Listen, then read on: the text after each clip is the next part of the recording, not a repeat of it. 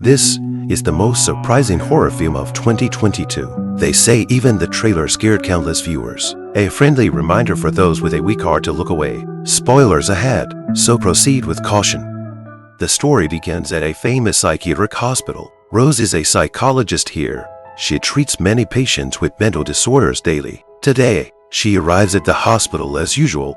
Just as she walks in, she encounters an extremely unusual patient. The girl's name is Laura, a college student. She recently witnessed her professor's suicide and has left her mentally unstable. When Rose enters the therapy room, she finds Laura cowering in the corner. Laura looks anxious and terrified. Rose, being a professional, quickly gets Laura to sit down. To Rose, this seems like a routine case of trauma-induced psychosis, but as their conversation deepens, things start to get eerie. Laura says ever since she witnessed the suicide, she has seen strange people smiling at her. The smiles look like masks plastered onto their faces. Whenever Laura sees these smiles, she feels she's about to die, just like those she sees. Hearing Laura's story, Rose believes it's just trauma-induced hallucinations, but Laura becomes furious, insisting that everything she's seen is real. To validate her diagnosis, Rose asks Laura if those people are here now. Laura's body trembles at the question. Seeing Laura's reaction, Rose instinctively turns to look.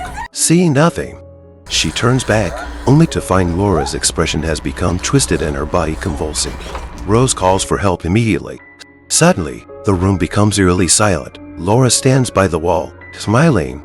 In her hand, a shard of glass appears. Before Rose can react, Laura slices her face with the glass. The horrific scene paralyzes Rose with fear. Throughout, Laura keeps smiling.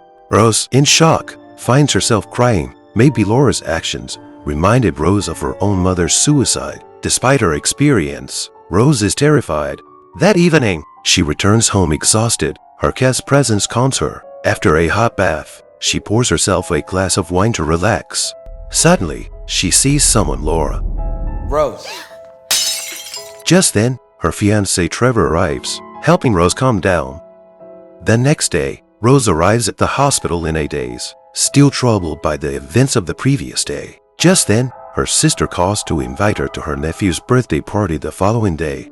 As they talk, Rose pulls back the curtain and spots someone standing outside. Peering through her window, to her horror, it turns out to be Laura, the woman who had died. Rose's disturbed state is further unsettled by yet another strange occurrence. Passing by an examination room, she sees a patient named Carl sitting motionless on his bed. The frightening part is Carl's face, which bears a stiff, unnatural smile. Feeling uneasy, Rose snaps her fingers, and Carl suddenly awakens. You're going to die! You're going to die! Screaming in terror, the sudden outburst shocks Rose, prompting her to call for the nurse. By the time the nurse arrives, Carl is calm and lying quietly, as if nothing had happened. Rose starts to suspect that Laura's influence is causing her to experience hallucinations and auditory disturbances.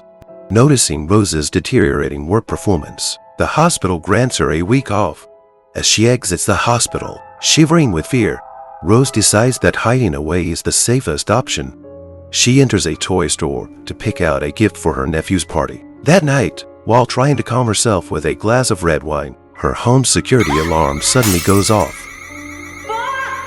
Braving her fears, she checks around the house but finds nothing unusual. After turning off the irritating alarm, Rose receives a call from the security company. The operator asks if she is alone at home, to which she answers affirmatively. The operator then asks, "Are you sure?" This question sends chills down Rose's spine. The operator continues, "Look behind you." Rose realizes the phone in her hand has vanished in another hallucination. When she picks up the phone again, it is indeed the real security company calling. Soon, the police arrive and search the house but find no suspicious activity. Trevor, hearing about the incident, comes over to comfort Rose, assuring her it's okay. After the police leave, Rose tries to call her cat for feeding but finds it missing. The dark night outside seems to have swallowed her cat. That night, Rose dreams of her mother and is jolted awake by the disturbing memories. In distress, she goes to the living room and plays a recording of her conversations with Laura. A strange sound in the recording catches her attention, and upon increasing the volume, she clearly hears a scream. Startled, Rose sees no one when she looks around. Feeling anxious, Rose grabs a kitchen knife for protection. Just then, Trevor emerges from the bedroom, startled by her defensive stance.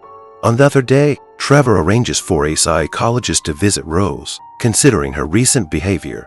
Rose feels deeply insulted by the session and dismisses the psychologist. However, the worst is yet to come. The next day, Rose attends her sister's party with a gift. As the child opens the present, their expression turns to horror. Rose is horrified to find that the gift has mysteriously turned into her cat's dead body. The shocking scene leaves everyone stunned, but Rose insists she didn't do it.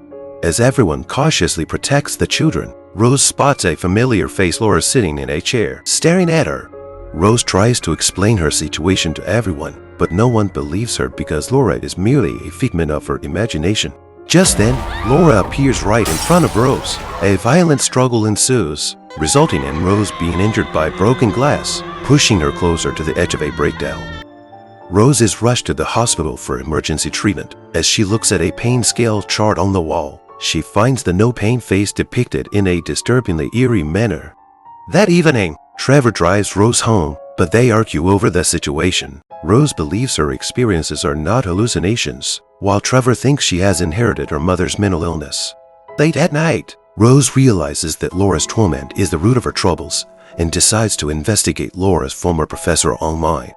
On the fourth day, pretending to be a journalist, Rose visits the professor's home. His wife reveals that before his suicide, the professor left behind many drawings. It was said that the people in the drawings frequently visited him, which may be linked to his sudden death. As Rose leaves the professor's house, she feels engulfed by gloom, realizing that she may be headed for the same fate if she doesn't find a solution.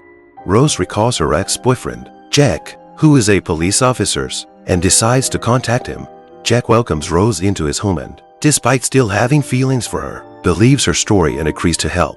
Using his police resources, Jack discovers that the professor was a witness to a murder before his death.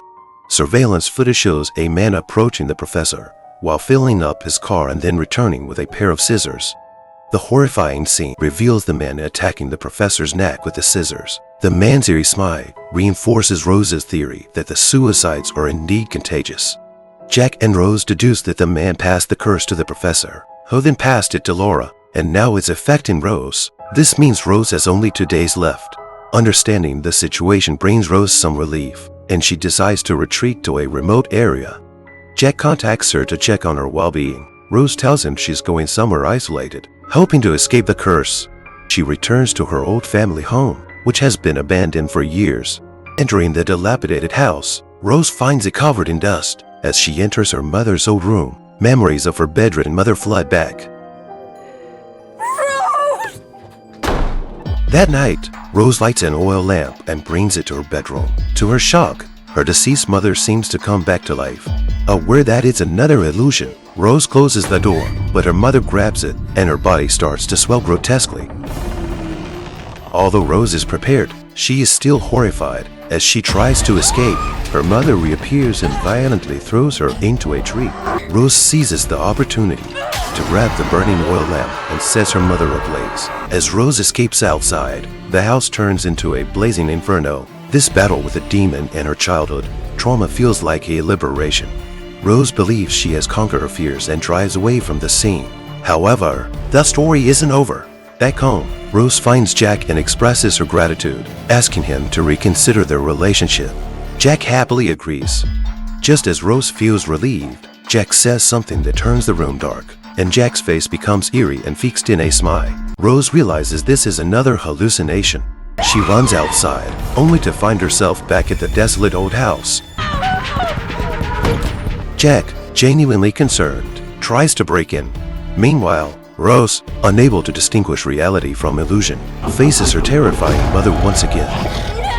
The monstrous figure of her mother appears, her mouth filled with countless smaller mouths. Rose, terrified, kneels and watches in horror as her mother forces her way into her mouth, suffocating her. Jack, desperately trying to save Rose, breaks down the door, but finds her standing motionless with an empty oil can. As Jack looks on, Rose lights a match and holds it to her oil-covered face. Jack, paralyzed with fear, watches as Rose sets herself on fire, passing the curse onto him. The film concludes with a chilling revelation.